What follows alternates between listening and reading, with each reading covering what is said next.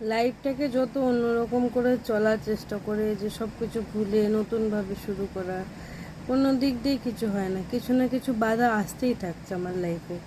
আর এ পড়াশোনা অতটা ভালো না, সব মেনে নিচ্ছি, একটু অন্যরকম করে একে তৈরি করতে চাইছি, এও হচ্ছে না। মানে সব দিক দিয়ে আমি পরেশানিটা আছি, ভালো লাগছে না গাইস। এতদিন পরে ছোট মেয়েটা ফোন করেছে কোনো দরকারেই, করে আমি বলছে আমি আরাবিয়া রয় বলছি, ছোটু, মানে ওখানে সবাই ছোটু বলে থাকে, এখন ও পিসির বাড়িতে থাকে বেশিরভাগ টাইম। তো পিসি এখন হয়ে গেছে বেশি মায়ের থেকে মাসির দরদ বেশি, যেটা বলে সেটা। তো যে আমার হাজব্যান্ড ফোন করে বলছে তুমি কোনোদিন ভালোবাসা দিতে পারোনি, তাই তোমাকে মা বলে সম্মান করে না। এটা হচ্ছে কথা।